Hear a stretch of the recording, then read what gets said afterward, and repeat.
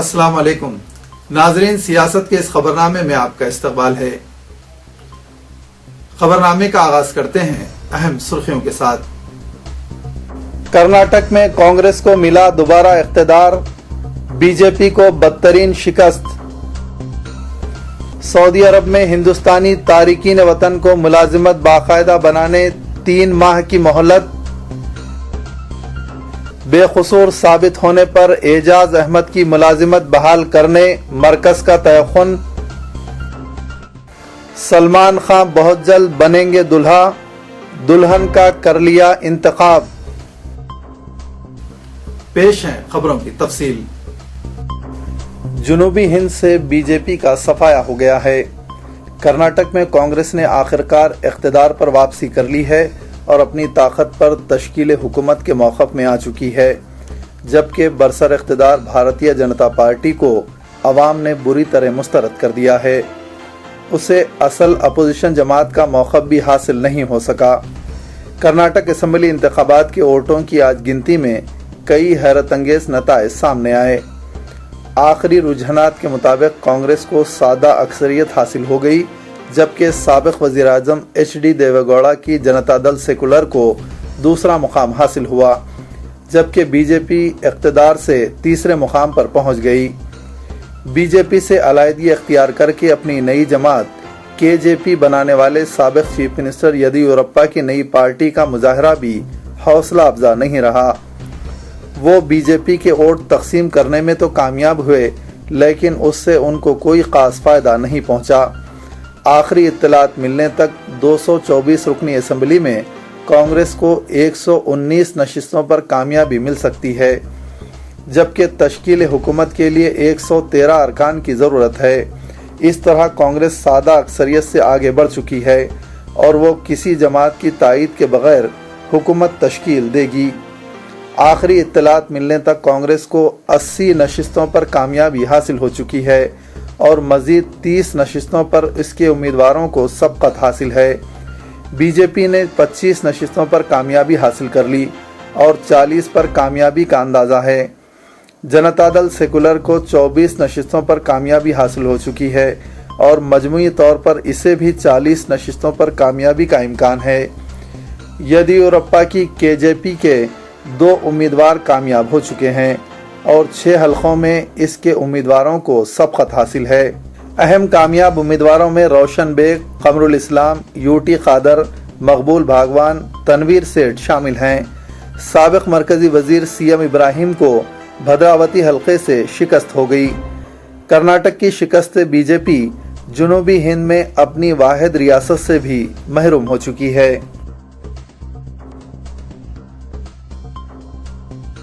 سعودی عرب میں ہندوستان کے سفیر حامد علی راؤ نے اپنے ملک کے تارکین وطن سے اپیل کی ہے کہ وہ 3 ماہ کی دی گئی مہلت سے استفادہ کرتے ہوئے سعودی عرب میں وہ اپنی ملازمتوں کو یا تو قانون کے مطابق باضابطہ بنائیں یا پھر باوقار انداز میں وطن واپس ہو جائیں۔ انہوں نے بتایا کہ ریاض میں ہندوستانی سفارت خانے اور جدہ کے قونصل خانے کی جانب سے ہندوستانی تارکین وطن کی مدد کے لیے بڑے پیمانے پر مہم شروع کر دی گئی ہے تاکہ ان کی ملازمتوں کو قانون و ضابطے کے مطابق جائز بنائی جائے اور دوسری صورت میں انہیں وطن واپسی کے لیے تمام ممکنہ مدد فراہم کی جائے۔ ہندوستانی سفیر نے تمام تارکین وطن سے پرزور اپیل کی ہے کہ وہ سعودی عرب کے فیصلے کا احترام کریں۔ مملکت کی لیبر پالیسی کو ہمیں قبول کرنا ہوگا۔ حکومت ہند کی درخواست پر سعودی عرب نے ہندوستانی تارکین وطن کو 3 ماہ کی مزید مہلت دی ہے تاکہ وہ اپنے ویزے مسلمہ بنا سکیں۔ انسانی بنیادوں پر ہندوستان کی درخواست کو قبول کرتے ہوئے تارکین وطن کو سہولت فراہم کی ہے اور ہندوستان کا سفارت خانہ سعودی حکام سے مسلسل ربط قائم کیے ہوئے ہے تاکہ غیر مجاز طور پر سعودی عرب میں رہائش پذیر ہندوستانیوں کے مسائل حل کیے جا سکیں۔ اس سلسلے میں ہندوستانی سفارت خانے اور سعودی عرب کی وزارت لیبر کی جانب سے مشترکہ گروپ قائم کیا گیا ہے۔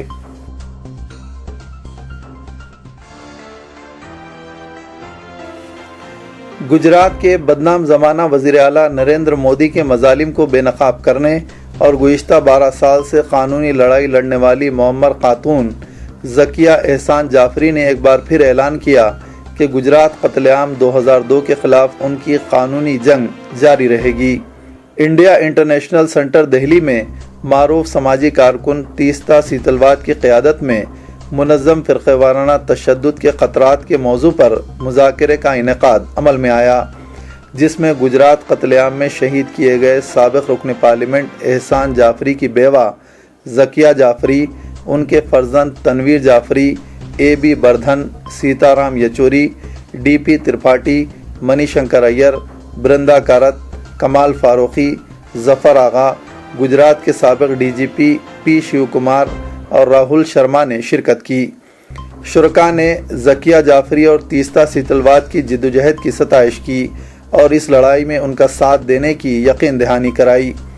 ذکیہ جعفری نے کہا کہ میری آنکھوں کے سامنے جعفری صاحب کے ہاتھ پیر کاٹے گئے، 3000 فرقہ پرستوں نے ہمارے گھر پر چڑھائی کر دی تھی، صبح 8 بجے سے شام 7 بجے تک قتل و غارت گری کا کھیل جاری رہا، لیکن کوئی مدد کے لیے نہیں آیا۔ جعفری صاحب نے گجرات سے لے کر دہلی تک تمام حکام کو تقریباً 200 فون کیے ہوں گے، لیکن کسی نے مدد نہیں کی۔ پولیس عہدیداروں کو چھٹی پر بھیج دیا گیا تھا۔ انہوں نے کہا کہ اس بات کے ثبوت موجود ہیں کہ گلبرگ سوسائٹی میں 69 افراد کے قتل کے ذمہ دار نریندر مودی ہیں۔ 24 فروری 2002 کو راجکوٹ سے نریندر مودی ضمنی انتخابات جیت کر آئے تھے۔ مودی کے خلاف سونیا گاندھی کے کہنے پر احسان جعفری مبصر بن کر گئے تھے۔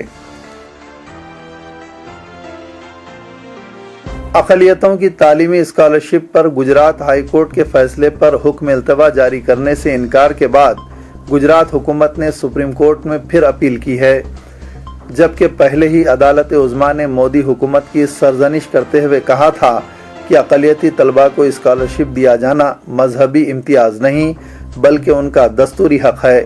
یہ فیصلہ صادر کرتے ہوئے سپریم کورٹ نے درخواست گزار گجرات کے کانگریس لیڈر آدم چاکی اور مرکزی حکومت کو نوٹسیں بھی جاری کی تھیں۔ جسٹس پی سداسیوم اور جسٹس ایم وائی اقبال پر مشتمل بینچ نے فیصلہ کیا تھا کہ اگست کے پہلے ہفتے سے اس کیس کی متواتر سماعت کی جائے گی۔ مودی حکومت نے گجرات میں گزشتہ کئی سال سے مرکز کی اقلیتی اسکالرشپ اسکیم کو نافذ کرنے سے یہ کہتے ہوئے انکار کر دیا ہے کہ یہ اسکیم مذہبی امتیاز پر مبنی ہے۔ لوک سبھا اسپیکر میرا کمار نے احاطے پارلیمنٹ میں آجہانی chief minister Andhra Pradesh N T Rama Rao کے مجسمے کی نقاب کشائی انجام دی۔ تقریب میں صدر کل ہند کانگریس کمیٹی سونیا گاندھی نے شرکت نہیں کی۔ بعد میں صدر تلگو دیشم چندر بابو نائیڈو نے میڈیا سے بات چیت کرتے ہوئے کہا کہ عوامی خدمت کیسے کی جاتی ہے یہ بات انہوں نے این ٹی آر سے سیکھی ہے۔ تلگو دیشم سربراہ کا کہنا ہے کہ یہ ان کی خوش نصیبی ہے کہ انہوں نے این ٹی آر کے ماتحت کام کیا ہے اور جو تجربہ انہیں ان سے حاصل ہوا ہے اسے وہ کبھی بھول نہیں پائیں گے۔ چندر بابو نائیڈو نے کہا کہ ان کے آجہانی این ٹی آر سے نہ صرف سیاسی بلکہ خاندانی مراسم بھی تھے۔ صدر تلگو دیشم نے این ٹی راما راؤ کو بھارت رتن ایوارڈ دینے اور احاطے پارلیمنٹ میں اللوری سیتا راما راجو کا بھی مجسمہ نصب کرنے کا مطالبہ کیا۔ بالا کرشنا نے کہا کہ این ٹی آر نے تلگو عوام کے وقار کو بلند کیا ہے۔ یہ اعزاز انہی کو حاصل ہے کہ علاقائی پارٹیوں کو انہوں نے قومی سطح پر متحد کیا۔ اس موقع پر آجہانی کی دختر اور مرکزی وزیر پرندیشوری کی جانب سے این ٹی راما راؤ پر لکھی گئی کتاب فرام فریمز ٹو فیم کی رسم اجرا بھی انجام دی گئی۔ اس تقریب میں نائب صدر جمہوریہ حامد انصاری، وزیر اعظم ڈاکٹر منموہن سنگھ، قائد اپوزیشن سشما سوراج، تلگو دیشم سربراہ Chandra Babu Naidu, Hari Krishna, Bala Krishna, junior N T R, Lakshmi Parvathi, مرکزی وزراء Jai Ram Ramesh, Ghulam Nabi Azad, Jai Pal Reddy, Pallam Raju, Chiranjeevi, Kripa Rani, Survey Satyanarayana, B J P قائدین L K Advani, Ravi Shankar Prasad, Murli Manohar Joshi, Arun Jaitley, Samajwadi party کے سربراہ ملائم سنگھ یادو اور دوسرے موجود تھے۔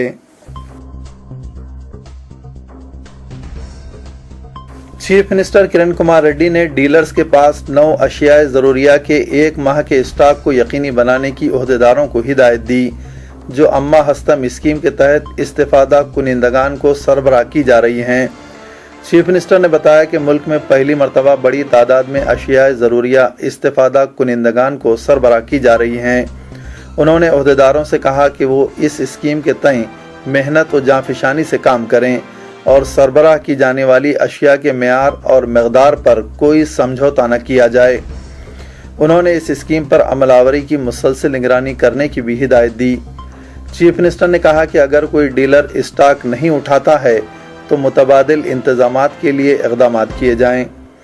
जॉइंट कलेक्टर्स को शख्सी तौर पर इस स्कीम की निगरानी करने और चीफ सेक्रेटरी को तफसीली रिपोर्ट पेश करने की भी हिदायत दी गई है। चीफ मिनिस्टर ने वजीर सिविल सप्लाई डी श्रीधर बाबू, commissioner Sunil Sharma, managing director AP civil supplies corporation Varaprasad, chief minister के स्पेशल सेक्रेटरी N श्रीधर के साथ एक आला सतही जायजा इजलास मुनक़िद किया और अम्मा हस्तम स्कीम की पेशरफ्त का जायजा लिया। चीफ मिनिस्टर ने शुगर केन कमिश्नर और कोऑपरेटिव शुगर फैक्ट्री इंतज़ामिया का फौरी इजलास तलब करने और मतलूबा 10,750 मेट्रिक टन शक्कर की सरबराही को यकीनी बनाने की चीफ सेक्रेटरी को हिदायत दी।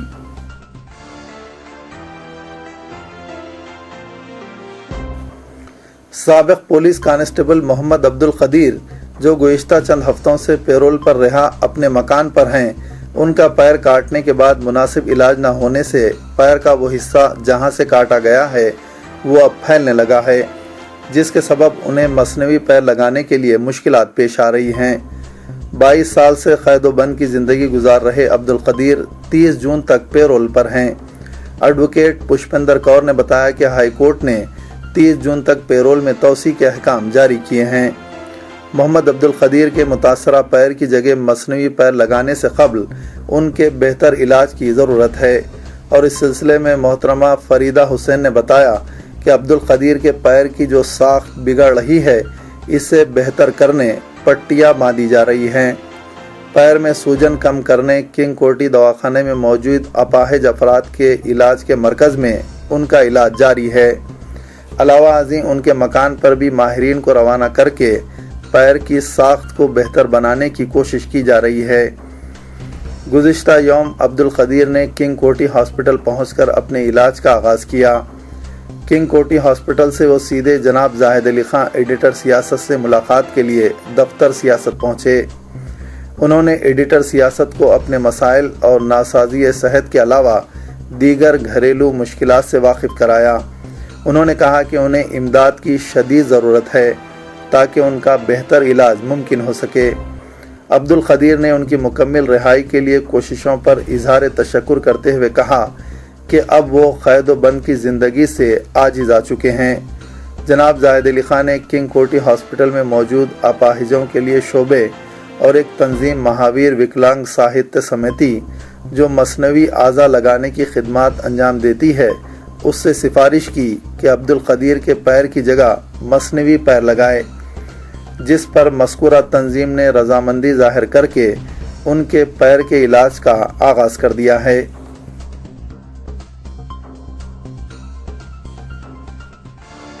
इलाके तेलंगाना से ताल्लुक़ रखने वाले कांग्रेस अरकान पार्लियामेंट ने मरकज़ी वज़ीर सेहत और आंध्र प्रदेश में पार्टी उमूर के इंचार्ज गुलाम नबी आज़ाद से मुलाकात की।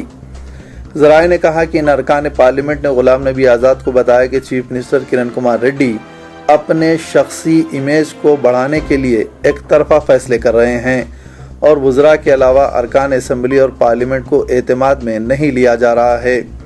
उन्होंने कहा कि चीफ मिनिस्टर की पॉलिसियों की वजह से आंध्र प्रदेश में कांग्रेस को नुकसान पहुंच सकता है। अरकान पार्लियामेंट विवेक और राजैया ने कहा कि उन्होंने गुलाम नबी आज़ाद पर जोर दिया है कि मरकज़ अलहदा तेलंगाना से मुताल्लिक़ अपने साबिक़ा बयान पर कायम रहे। उन्होंने कहा कि कांग्रेस अगर अपने वादे को पूरा नहीं करती है तो इससे पार्टी को इलाके में ज़बरदस्त नुकसान पहुंचेगा और वो अवाम के एतमाद से महरूम हो जाएगी। इन अरकान पार्लियामेंट ने मज़ीद कहा कि अलहदा रियासत की तश्कील के मसले की फौरी यकसवी की जानी चाहिए, वरना कांग्रेस के लिए मुश्किलात पैदा हो सकती हैं।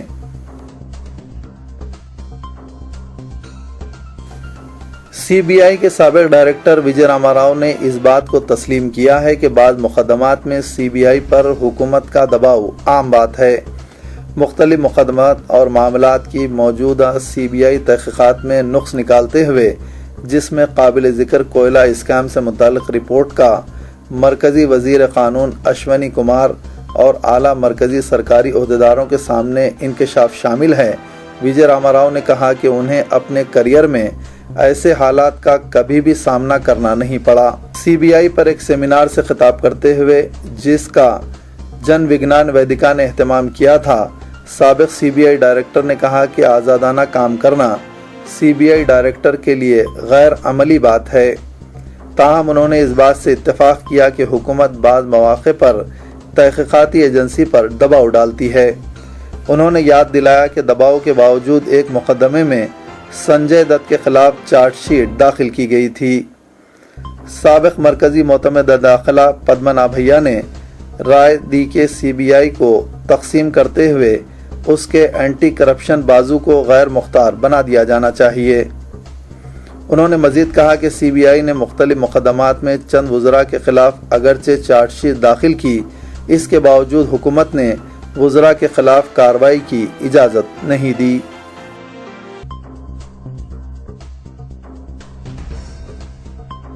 وزیر دفاع AK اینٹونی نے لوک سبھا میں اعلان کیا کہ DRDO کے ایک جونیئر ریسرچ سائنسداں اعجاز احمد کو قومی تحقیقاتی ادارے NIA کی عدالت کی جانب سے بے قصور قرار دیے جانے کی صورت میں باز مامور کر دیا جائے گا۔ انتونی نے لوک سبھا میں CPI کے رکن گروداس داس گپتا اور دیگر ارکان کو دیے گئے ایک تحریری جواب میں کہا کہ قومی تحقیقاتی ایجنسی NIA کی منگلور میں واقع خصوصی عدالت نے 5 مارچ 2013 کو اعجاز احمد کی ضمانت منظور کی۔ اس تحقیقاتی ادارے کی جانب سے مزید تحقیقات جاری ہیں اور انہیں بے قصور قرار دیے جانے کی صورت میں ملازمت بحال کی جا سکتی ہے۔ انٹونی نے مزید کہا کہ DRDO کا کوئی بھی سائنسداں دہشت گردی کی سازش میں ملوث نہیں رہا ہے۔ تاہم وزیر دفاع نے کہا کہ اعجاز احمد مرزا، جو بنگلور کے ایک دفاعی مرکز CABS میں جونیئر ریسرچ فیلو کے عہدے پر فائز تھے، 30 اگست 2012 سے ایک طویل عرصے تک ڈیوٹی سے غیر حاضر رہنے کے سبب 12 فروری 2013 کو ملازمت سے برطرف کر دیے گئے تھے۔ انہیں دہشت گردی کی ایک سازش میں مبینہ طور پر ملوث ہونے پر پولیس نے گرفتار بھی کیا تھا۔ وزیر دفاع نے کہا کہ اعجاز 9 جنوری 2012 سے 2 سالہ مدت کے لیے عارضی طور پر اس ادارے میں مقرر کیے گئے تھے۔ انہیں کوئی حساس یا رازدارانہ اہمیت کے حامل عہدے پر تعینات نہیں کیا گیا تھا۔ اسی دوران پریس کونسل آف انڈیا کے صدر نشین مارکنڈے کاٹجو نے بھی DRDO کے سائنسداں اعجاز احمد مرزا کی ملازمت بحال کرنے کا مطالبہ کیا ہے۔